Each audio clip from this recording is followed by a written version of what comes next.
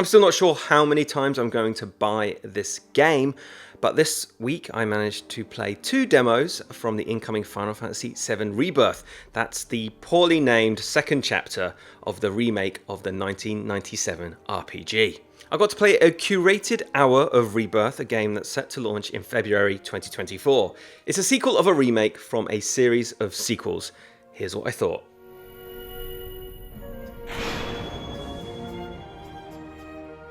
The first demo featured a flashback tale actually featured in the original game, starring Cloud and Sephiroth and Tifa in fact, exploring a problematic reactor in the town of Nibel.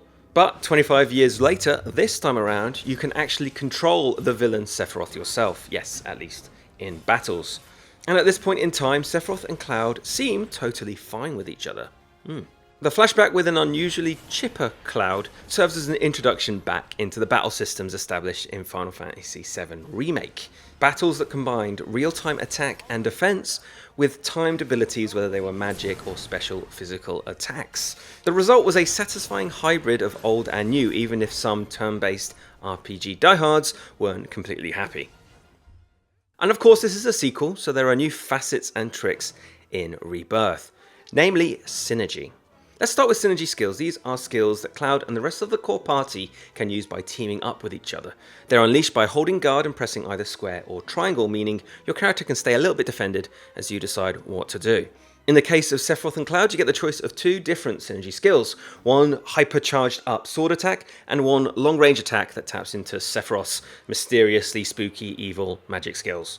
I saw other examples of synergy skills that launched Tifa up into the air, that's your close range heavy hitter, so she could chase flying enemies, while Aerith, the glass cannon magic user of the party, can ask a team member to step in and defend her when she's under attack. Honestly, it's these strategic skills that I'm most excited by.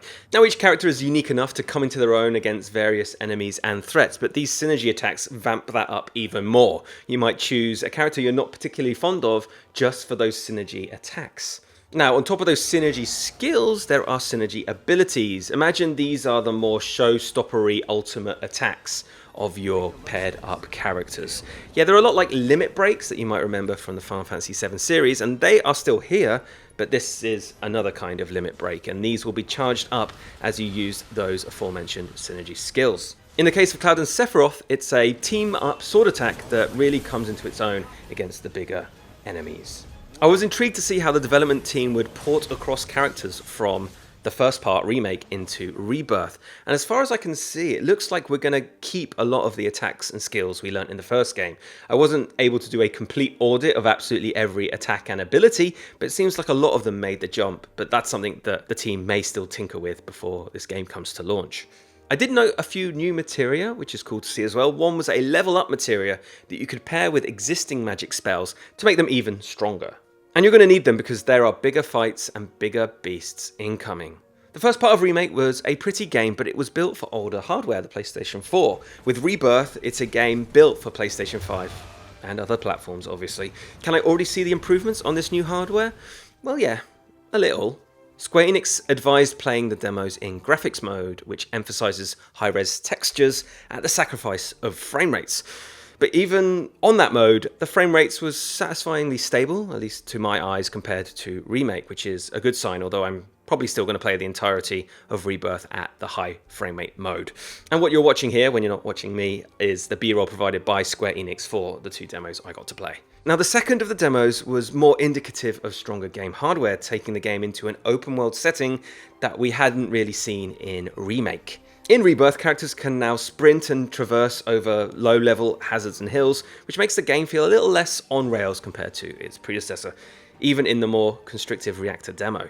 Sprinting also isn't exactly the best form of transport. Thankfully, in the second demo, we started already on our faithful steeds, Final Fantasy staple giant birds called chocobos.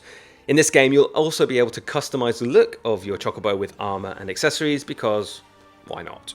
In this more open world area, there are also fast travel points to again speed up transport throughout them. And although time with the demo was limited, I got to test my strength against several challenging battles to help further deepen my knowledge of the fighting system. And I'll admit, it's going to take me and probably you some time to figure out how to get those synergy abilities to work with how you probably played Remake. Final Fantasy VII Rebirth looks like it's going to deepen both the gameplay and the story established with Remake, and that's very cool to see, even if my biggest problem with the whole thing is that stupid name. I'm also intrigued to see where the team takes the story, with Remake already establishing the idea of branching timelines or other cheeky story shenanigans. We're going to have to wait till February 2024 to find out exactly how it all goes. And those are my first impressions of Final Fantasy VII Rebirth. If you're looking for more gaming news or tech news, make sure to check out the rest of the Engadget channel or engadget.com. Don't forget to like and subscribe, and I'll see you soon.